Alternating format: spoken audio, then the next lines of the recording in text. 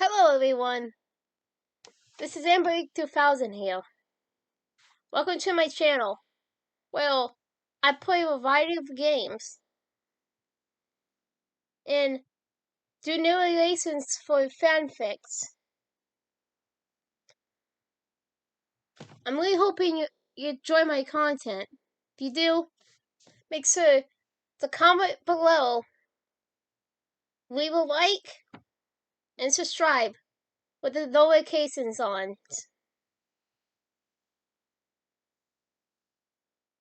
Right, so next time, this is AmberAnkNA. Welcome to my channel. So, hi. Broken Chains, Chapter 6. Solo, Day 15. Solo wasn't quite sure what brought him to awareness. He found himself not caring. The white room was familiar. He recognized himself in the drawings around the room. He knew he should feel something when he looked at them, but there was nothing. Nominee was there, in a chair near his bed. He felt his heart start to pound. Why? He had no idea, nor he found did it concern him. Soa, he heard her say. He sat up. How are you feeling? She asked. Soa took a shock. All his limbs were there. His heart still faster than normal. His head was a little fuzzy. No big deal. I'm fine, he answered. Are you in any pain? Nominee asked. Soa shook his head. He felt normal, or comparatively so in the last weakest of memory. What did you do? He finally asked. He had some vague recollection what Nominee from an unspecified amount of time before. He couldn't quite put a finger on what happened. I blocked your emotions, she whispered. Her eyes were on her hands, clasped in front of her. They're still there. You don't have access to them right now. So concentrated this for a moment. He remembered expressing emotions, like Nominee had said, but now he couldn't decide if he were happy, sad, angry, anything. Did he care? He found he didn't.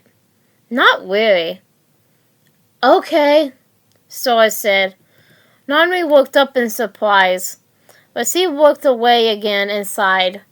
It took a few moments before she met his eyes again, this time with determination.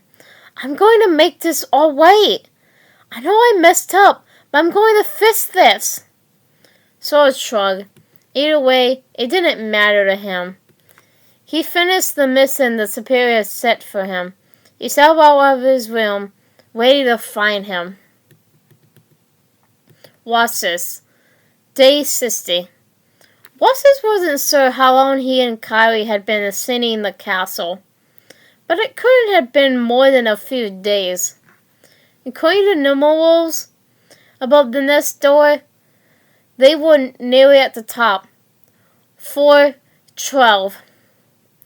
What was with the organization and numerals anyways?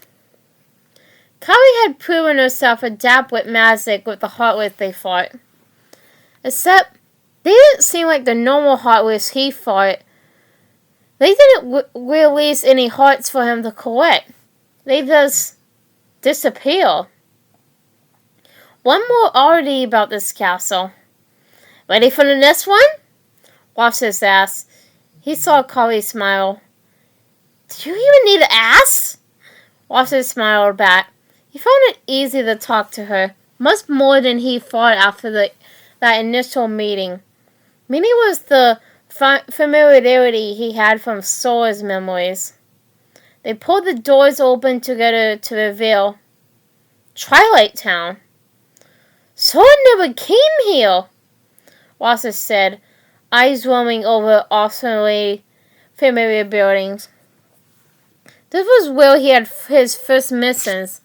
Eating ice cream with Axel, then Sion.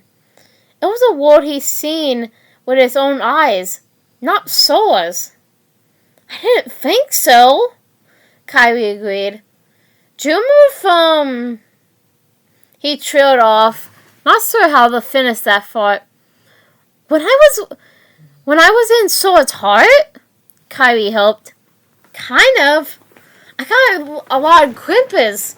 Well, more like impressions, but nothing from here. But I've been here. Wasis wasn't sure where this was going.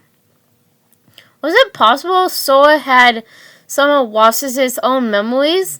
He dismissed that thought. Well, you two are connected, Kyrie said. Maybe the castle pulled on that. Wasis took a moment to consider it before shrugging. Makes as much sense as anything else. Before they could take another step, Wasis heard the dissensive whisk of a dark corridor. Were they caught? His keyblade appeared in his hand. He froze in his movements. However, when he recognized the red hair, asshole! Wasis felt weight in his knees. His first friend that he had made, that he didn't know from a past life, was in front of him, alive. He searched for anything to say next, but what came out of his mouth was less than a curiosity. I thought you were dead! Axel looked away, his arm crossed. Sorry to disappoint. Point you. Disappoint? What? I've been worried sick about you. Zessian said only you and Marusa made it. What are you still doing here? I could ask you the same thing. And who is he? Also said, gesturing to Kylie. Watson responded after a moment. I remembered who I used to be. The people I knew.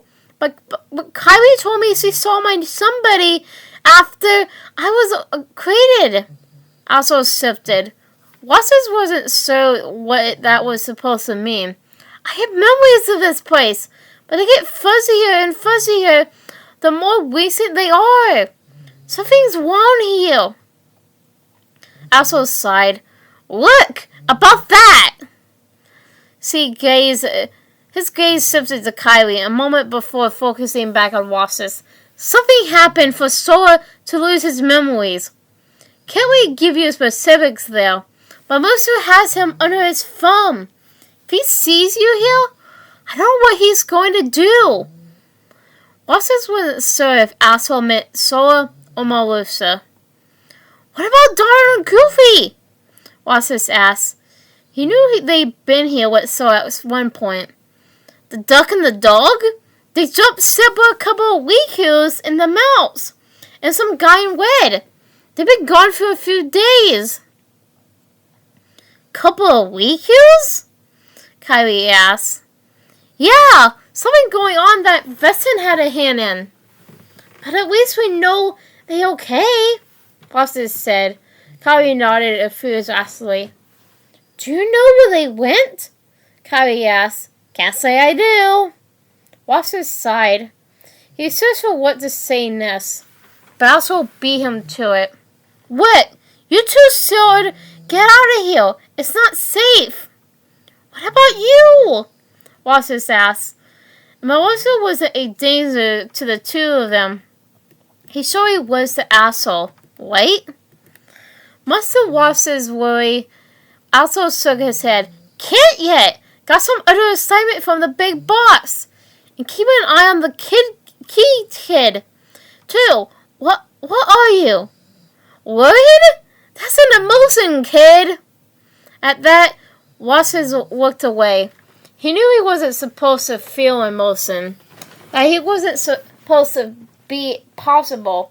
But still, the way his body tensed when around someone unfamiliar. The easing of his nerves after a day's work. The hole he felt in his chest when news of the CO team made its way to the castle. But his body was tense now. His shoulders up, fists across. Now that he had solar memories, he remembered what this feeling was. Worried. He was worried about Asshole. Wallace met Asshole's eyes. Well, I'm worried. Asshole walked away again. You shouldn't be. You should both wait before Melissa finds you. What can we do to help Sora? Kylie asked. There's someone else that is on it. That's not too sure what she's doing. Wallace wigged an eyebrow. Can we trust her? That's the only option, isn't it? Kylie caught Wallace's eyes. Her own were wide and German. He couldn't quite tell what she felt, but she did see one thing. Trust. Unwavering. He didn't know how Kylie could possibly have any idea, but he knew he couldn't trust her judgment. Wallace nodded. Okay, don't get yourself killed. Also smirked. Can't make any promises. There. Wallace turned to open a dark corridor. He and Kylie would have to retreat for now. If they were lucky, they could reconvene with Donald and Goofy. Though, is it reconvening if he's temporarily never met them before? And the Rikyus? He had an inkling where they might have gone. He just hoped he was right. Before he stepped through, one more thought occurred to him. Who was she? Sin didn't like Jizz. Not at all. His one-eyed gaze snailed at him. Just him. It was real that Jizz ever spoke to him. When he did, his nose was upturned. It didn't take much to realize that Jizz hated him. Why did he kill anyways? So what if he looked like the Rikyu?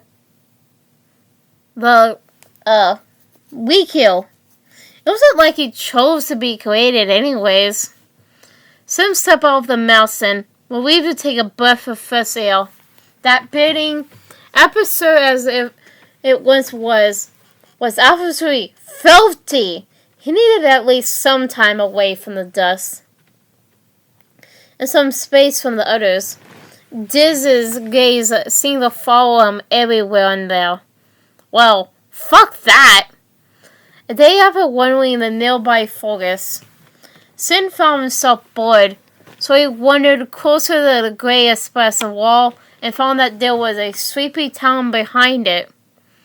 After some hours turning around, he found he enjoyed it. Aside from receiving his new name, this was the first time he remembered liking something.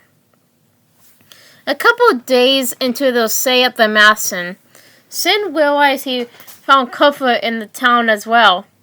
There was something about its slopes, its old inside, the clock tower that stood over it, all that made him feel at home. Which was why the sight of a black coat froze him mid-step. No! They couldn't have found us yet! Sin cried internally. He hurried around the corner. Had the Oasis member seen him yet? He could only hear the soft footsteps of the town's citizens. Constantly, he peered around. The about-coated figure hadn't moved from where he spotted them. Sin was surprised he even spotted them, the way they were huddled in the corner. He then noticed the figure was shaking and mumbling. He strained his ears to listen. Can't do it! Destroy me! Voice fit! Voiceless! Sin moved the back away, but he couldn't. He remembered another figure like this. How many had been like this in the castle when he didn't think anyone could see? He hoped he was doing okay. Before he even realized, he approached the figure. The hooded head snapped his way out at the sound of his footsteps. Go away! She said. Her hands grasped and uncurled as if she was trying to hold something. Shit! What could he do now? The girl made the decision for him. She summoned a ball of fire to her fingertips. On instinct, Sin summoned his bladed block. He waited for the pushback that never came. She looked again at the girl. He couldn't see much of her face, shrouded as it was. "Do I know you?" she whispered. Her fire spell had long since dissipated. Before Sin could complicate her words, he heard calls of his name. He turned and saw Donald and Goofy around the corner.